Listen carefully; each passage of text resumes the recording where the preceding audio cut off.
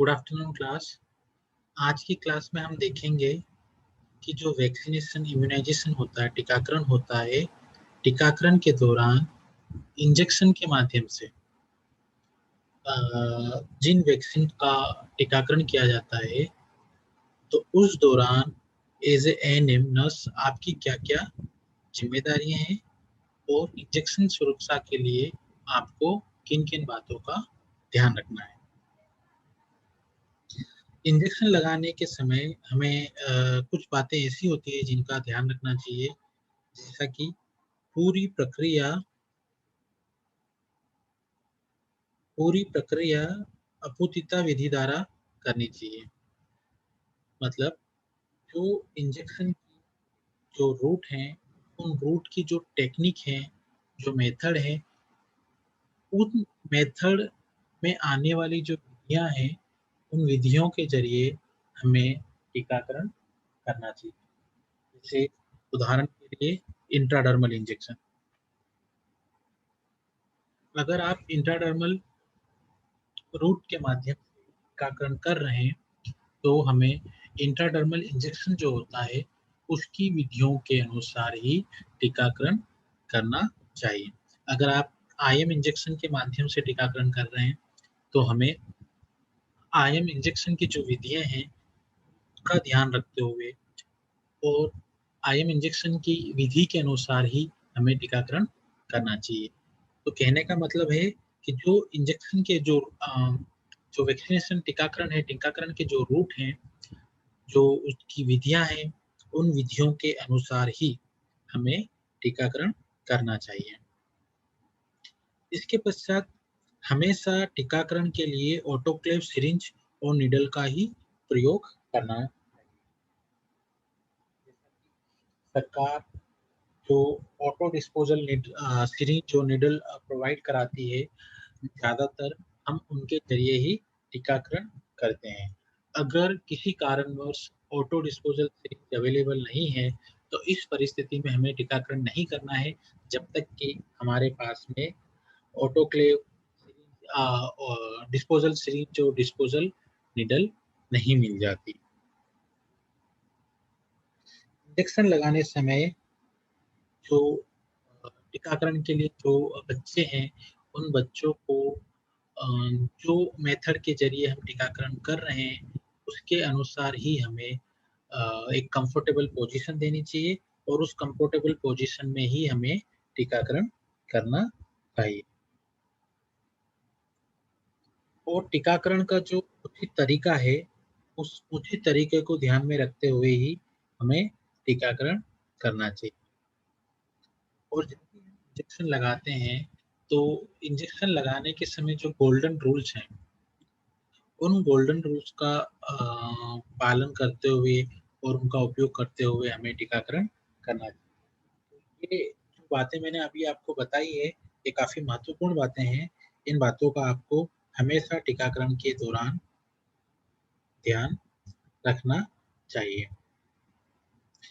और कभी-कभी क्या होता है कि जो डिस्पोजल सिरिंज अवेलेबल नहीं है, तो इस परिस्थिति में पहले क्या होता था कि जो ग्लास की सिरिंज है और उसमें उपयुक्त होने वाली जो निडल है, उनके जरिए टीकाकरण किया जाता था। तो एज ए नर्स आपको उन्हें किस तरीके से विसंक्रमित किया जाता है, फिलहाल करंट सिनेरियो में हम उन सिरिंज का और उन निडल्स का उपयोग नहीं करते हैं, लेकिन यह आवश्यक है कि उसको किस तरीके से विसंक्रमित किया जाता था, इसकी जानकारी आपके पास में होना जरूरी है।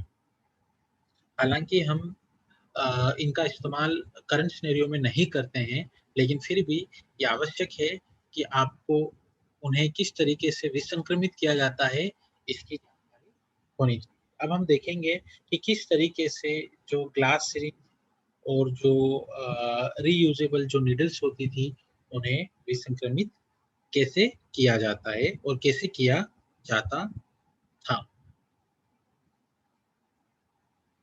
तो ऐसी सिरिंज और सुइयां जिनका हम रीयूज करते हैं, उन्हें कैसे विसंक्रमित किया जाता है।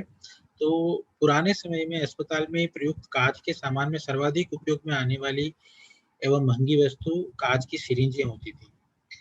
तो उन सिरिंजों के पिस्टन को बैरल, जो कि एक कांच की नली होती है, में चिपकाने से रोकने के लिए ज़रूरी है कि उपयोग में तत्काल जो इन सिरिंज का उपयोग होने के तत्काल बाद सिरिंज को धो लिया जाता था। तो आपको क्या करना है कि अगर किसी कारण अब आप ग्लास सिरिंज का उपयोग करते हैं, उपयोग करने के बाद में उसका जो पिस्टन है, उस पिस्टन को एवं बैरल को जैसे ही हम यूज़ कर लें, यूज़ करने के बाद हमें उन्हें गुनगुने पानी में अच्छे से धो लेना चाहिए। इससे क्या होता है कि जो पिस्टन है, वो बैरल के अंदर चिपकेगा नहीं। अन्यथा क्या होता है, अगर यूज़ करने के बाद अगर हमने उसे अच्छे से पानी से धोया नहीं, तो इस परिस्थिति में क्या हो सकता है कि जो पिस्टन है वो बैरल के अंदर चिपक सकता है, जिससे कि सिरिंज के खराब होने की चांसेस रहते हैं। सिरिंजों को साफ एवं विसंक्रमित करते समय समान नंबर वाली बैरल एवं पिस्टन को एक साथ रखना चाहिए, जिससे उन्हें बाद में मिलाने में व्यर्थ समय नष्ट ना हो। क्या होता है कि 2 एमएल, 5 एमएल, है ना? तो अलग-अलग टाइप की जो सिरिंज होती है, तो उन अलग-अलग टाइप के सिरिंज और उसके बैरल और उसके जो पिस्टन होते हैं, जो समान आकृति के बैरल और पिस्टन हैं, उन्हें हमेशा साथ में रखना चाहिए।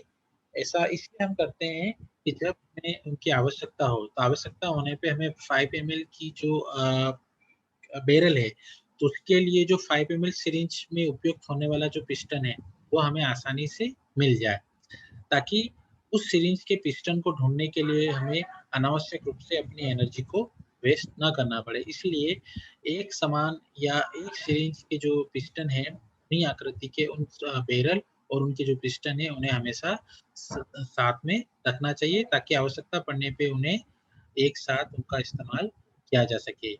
ऐसा ना करने पे हो सकता है हमें 5 एमएल का बैरल हमारे पास में और पिस्टन को ढूँढने में हम अनावश्यक रूप से हमारा समय बर्बाद कर रहे हैं। तो इस परिस्थिति से बचने के लिए उन्हें हमेशा साथ में रखना चाहिए। वाष्प और रासायनिक विसंक्रमण करने के लिए सिरिंज के हिस्सों को अलग-अलग रखना अधिक प्रभावशाली होता है, क्योंकि ऐसा करने से वाष्प अथवा रसायन का सिरिंज के सभी हिस्सों में पूर्ण संपर्क हो जाता है। ठीक है? तो जब भी हम इनको वाष्प की सहायता से या रासायनिक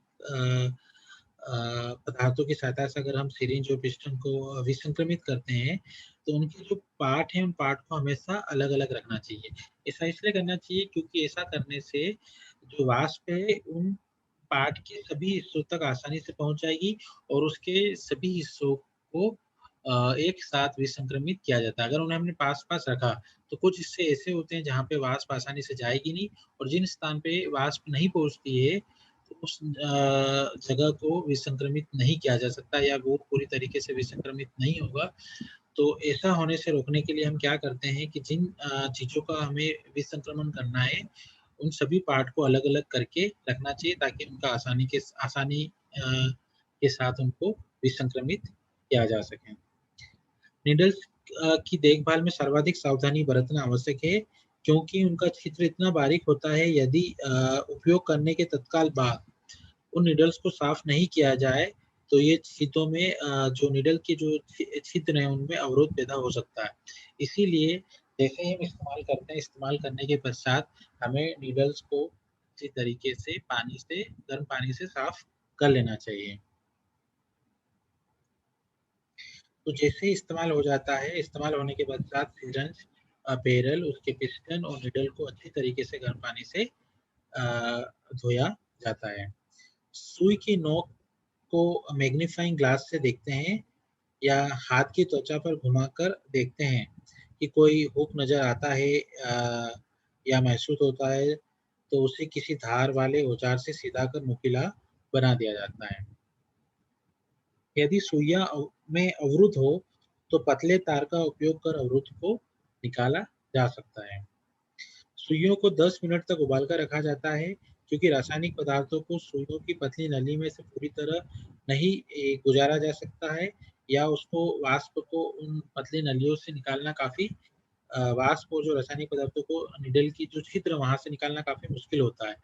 तो ऐसी परिस्थिति में हम क्या करते हैं, उन नीडल को 10 से 15 मिनट तक उबाला जाता है, जिससे कि उसे अच्छी तरीके से विसंक्रमित किया जा सके।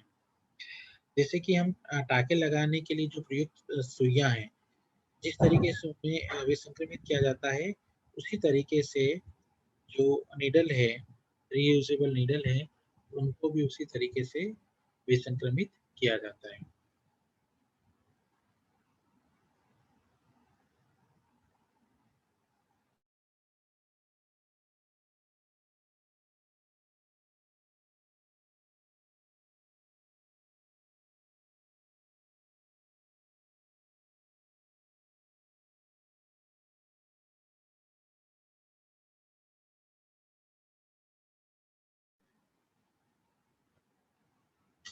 इसके पश्चात हम देखेंगे टीकाकरण के खतरे। लोग टीके के प्रति संवेदनशील होते हैं।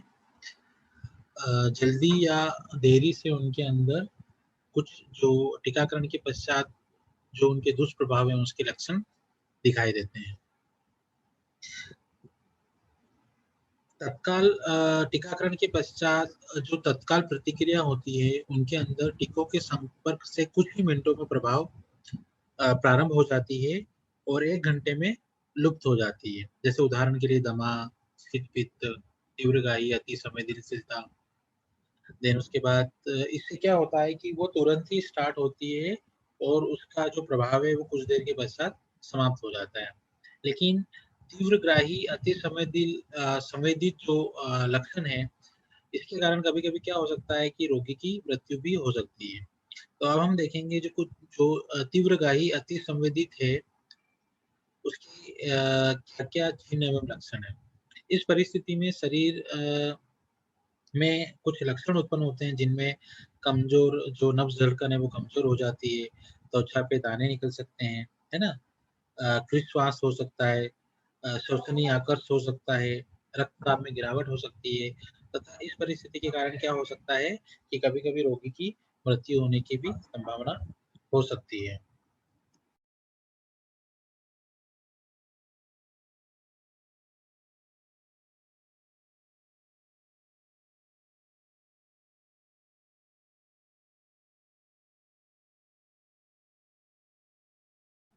इसके पश्चात हम देखेंगे कि विलंबित प्रकार की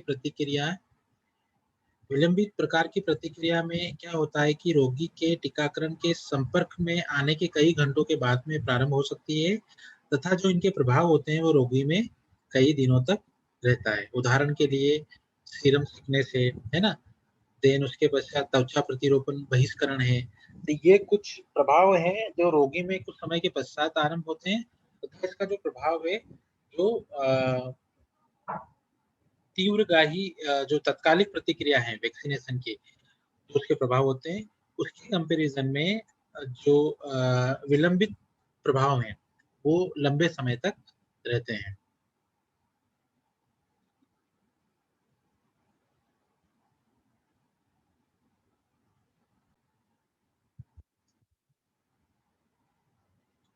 इसके पश्चात हम देखेंगे भारत में चलने वाले विशेष टीकाकरण कार्यक्रम सन 1974 में डब्ल्यूएचओ द्वारा विश्व स्तर पर संचालित होने वाले टीकाकरण जैसे कि ईपीआई प्रोग्राम, वर्तमान में यही कार्यक्रम व्यापक प्रतिरक्षण कार्यक्रम यूनिवर्सल प्रोग्राम ऑफ इम्यूनाइजेशन कहा जाता है। सन 1953 में भारत के राष्ट्रीय मलेरिया विरोधी कार्यक्रम का शुभारंभ हुआ। 1995 में पल्स पोलियो प्रोग्राम का कार्यक्रम का प्रारंभ हुआ। वर्तमान में यकृत स्रोत बी के विरुद्ध प्रतिरक्षण कार्यक्रम चालू है। यकृत स्रोत बी के विरुद्ध प्रतिरक्षण से कहने का तात्पर्य है कि हेपेटाइटिस बी के अगेंस्ट में भी इंडिया में टीकाकरण किया जाता है। देन विटामिन प्रोफिलैक्सिस कार्यक्रम का भी प्रारंभ भारत में हो चुका है, जो काफ़ी समय से चल रहा है। अर्बन एरिया के अंदर अर्बन मीज़ल्स कैंपेन चलाए जा रहे हैं। Then neonatal tetanus elimination programme भी इंडिया के अंदर चल रहा है। तो कुछ ये विशेष कार्यक्रम हैं जो टीकाकरण से संबंधित हैं।